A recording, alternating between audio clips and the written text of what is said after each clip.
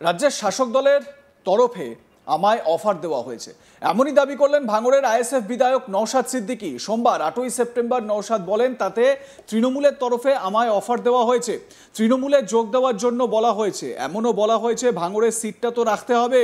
এদিন নওশাদ জানান, তিনি পাল্টা জানিয়েছেন এবার যে ভোটে দাঁড়াতেই হবে তেমন কোনো মানে নেই। বিধানসভা চত্বরেই তাকে এই অফার দেওয়া হয় বলে জানিয়েছেন নওশাদ সিদ্দিকী। যদিও কে তাকে এই অফার দিয়েছেন তার নাম প্রকাশ্যে আনেননি তিনি। নওশাদ সিদ্দিকী কি বলেছেন এ বিষয়ে শোনাই আপনাদের। একদিকে আমার মিনিস্ট্রির অফার আছে, সেটাকে আমি সরিয়ে দিচ্ছি, আর আমাকে 30 কোটিতে আমাকে আটকে রাখবে। এই গল্পর জবাব আমাদের যারা উকিল সাহেবরা আছেন তারা কোর্টের মাধ্যমে কেনার চেষ্টা হচ্ছে। রিসেন্টলি আপনাদের কোনো অফার পেয়েছেন তৃণমূল থেকে, বা কোন দল থেকে অফার পেয়েছেন? দেখুন, আমাকে তো অবভিয়াসলি তৃণমূল থেকেই তো আমাকে সবসময় করা হচ্ছে, চলে আসো। এখন নতুন একটা ট্রেন্ড শুরু করেছে, আপনার সিটটা বাঁচিয়ে রাখতে হবে, আপনি দিদির সাথে যোগাযোগ করুন।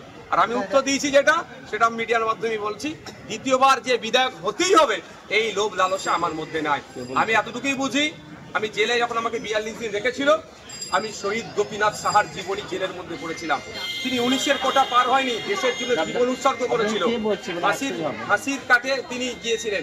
তার জীবনী আমি ক্ষুদিরামের জীবনী অনেক আগে পড়েছিলাম, কিন্তু প্রেসিডেন্সি জেলেতে গিয়ে শহীদ গোপীনাথ সাহা, আমার জেলার মানুষ, হুগলি জেলার মানুষ, তার জীবনী আমি পড়েছি, আর স্টেজে সেটা বলি। আর বাস্তবেও তিনি 19-এর কোটা পার হয়নি, আমার এই 30 কোটা জাস্ট ক্রস করছি, 30-এর কোটাতে আমি জাস্ট এন্টার করেছি। সুতরাং আমাকে এই কিনতেও পারবে না, মিথ্যা মামলাতে আমাকে আটকাতে পারবে না। আপনাকে অফার কে দিচ্ছে? আপনি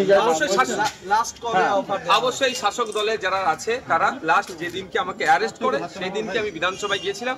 আমি নামটা পাবলিকলি এখন ডিসক্লোজ করবো না। সেদিনকে আমি বিধানসভায় গিয়েছিলাম, আমার স্ট্যান্ডিং কমিটির একটা মিটিং ছিল, সেই সময় আমাকে শাসক দলের এমএলএ দ্বারা বোঝানো বলবেন বা অফার বলবেন বা ভয় দেখানো সবটাই হয়েছে, কিন্তু পুরোটাকে আমি পাত্তা দিচ্ছি না।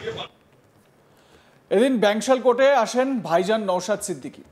এদিন তিনি কোর্টে আসেন ক্যানিং পূর্বের বিধায়ক শওকত মোল্লার বিরুদ্ধে মানহানির মামলা দায়ের করতে, কারণ তার বিরুদ্ধে 30 কোটি টাকা নেওয়ার অভিযোগ এনেছেন শওকত।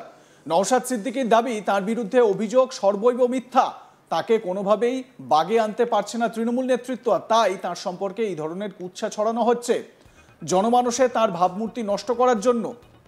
নওশাদ বলেন, তিনি 3000 কোটি টাকা হলে ভাবতেন, মাত্র 30 কোটি টাকা নিয়ে তিনি ভাববেন না, কারণ তার বাড়িতে বছরে শুধুমাত্র ভক্তদের খাওয়ানোর জন্যই 1 কোটি টাকার কাঠ লাগে। যদিও পুরো বিষয়টি উদাহরণ হিসেবে বলেছেন বলে জানান নওশাদ সিদ্দিকী। কি বলেছেন তিনি শুনুন।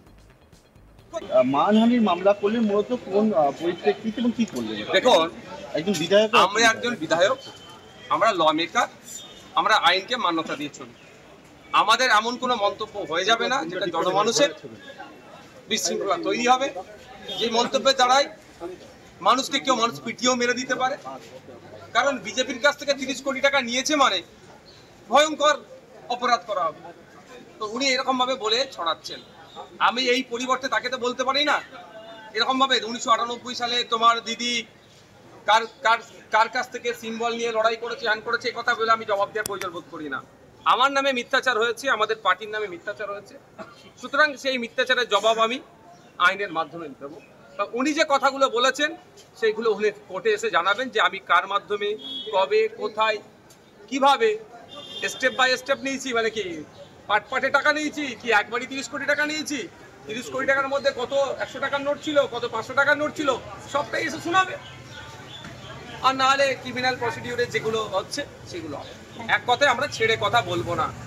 আমরা শাসকের অন্যায় অনৈতিক কাজ, একদিকে 26,000 চাকরি বাতিল, একদিকে আমাদের তিলোত্তমা বিচার পেল না, উল্টো দিকে কারামাইকেল হোস্টেলে বাঙালি হওয়ার বাংলায় কথা বলার জন্য আক্রান্ত হচ্ছে, একদিকে দুর্গাপুরে গোরক্ষক বাহিনীদের তাণ্ডবে মারছে, অন্যদিকে পুলিশ কাস্টাডিতে আমাদের যারা বিরোধীরা করছে, সে আপনি শত্রুঘ্না থেকে শুরু করে আর যারা আছেন, যারা যে ক্ষেত্রে মিরাক্ষিজি থেকে শুরু করে নওশাদ সিদ্দিকী, যারা দেখবেন বিভিন্নভাবে পুলিশি হয়রানি করা হচ্ছে।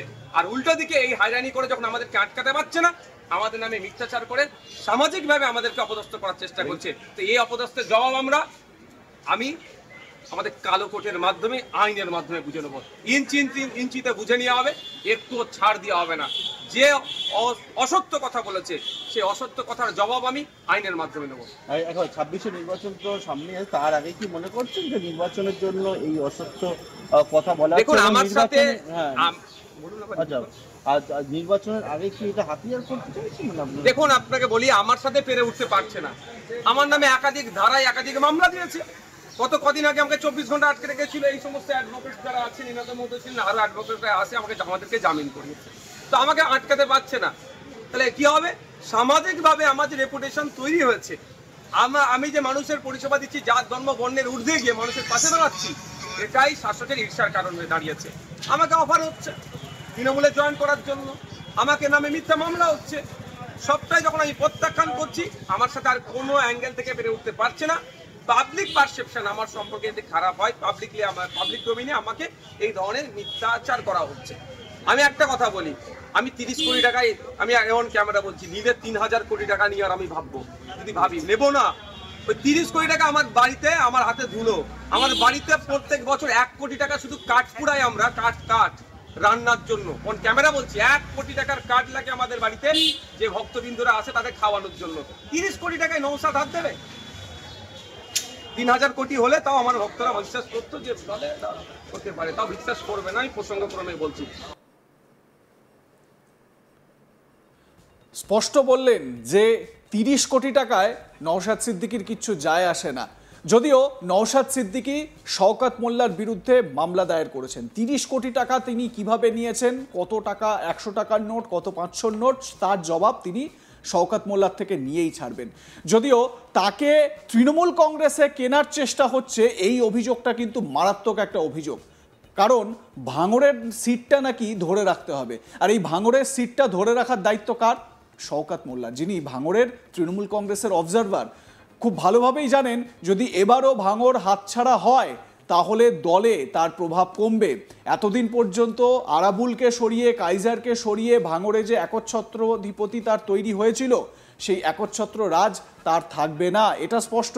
আর এ প্রসঙ্গে বলতে গিয়ে ব্যাংশাল কোর্টের সামনে তাকে এই কিনতে চাওয়া, তৃণমূলের তরফ থেকে কিনতে চাওয়ার অফার প্রসঙ্গে কি বলেছেন ভাইজান নওশাদ সিদ্দিকী, শুনুন। একদিকে আমার মিনিস্ট্রির অফার আছে, সেটাকে আমি সরিয়ে দিচ্ছি, আর আমাকে 30 কোটিতে আমাকে আটকে রাখবে। এই গল্পর জবাব আমাদের যারা উকিল সাহেবরা আছেন তারা কোর্টের মাধ্যমে কেনার চেষ্টা হচ্ছে। রিসেন্টলি আপনাদের কোনো অফার পেয়েছেন তৃণমূল থেকে, বা কোন দল থেকে অফার পেয়েছেন? দেখুন, আমাকে তো অবভিয়াসলি তৃণমূল থেকেই তো আমাকে সবসময় করা হচ্ছে, চলে আসো। এখন নতুন একটা ট্রেন্ড শুরু করেছে, আপনার সিটটা বাঁচিয়ে রাখতে হবে, আপনি দিদির সাথে একটু যোগাযোগ করুন। আর আমি উত্তর দিয়েছি সেটা মিডিয়ার মাধ্যমে বলছি, দ্বিতীয়বার যে বিধায়ক হতেই হবে এই লোভ লালসা আমার মধ্যে নাই। আমি এতটুকুই বুঝি, আমি জেলে যখন আমাকে 42 দিন রেখেছিল, আমি শহীদ গোপীনাথ সাহার জীবনী জেলের মধ্যে পড়েছিলাম। তিনি 19-এর কোটা পার হয়নি, দেশের জন্য জীবন উৎসর্গ করেছিল। ফাঁসির কাটে তিনি গিয়েছিলেন, তার জীবনী আমি ক্ষুদিরামের জীবনী অনেক আগে পড়েছিলাম, কিন্তু প্রেসিডেন্সি জেলেতে গিয়ে শহীদ গোপীনাথ সাহা, আমার জেলার মানুষ, হুগলি জেলার মানুষ, তার জীবনী আমি পড়েছি, আর স্টেজে সেটা বলি। আর লাইক, কমেন্ট, শেয়ার করতে ভুলবেন না। দেখতে থাকুন আজ তাক বাংলা। সাবস্ক্রাইব করুন আমাদের ইউটিউব চ্যানেলটি, বেল আইকন প্রেস করুন নোটিফিকেশন পেতে।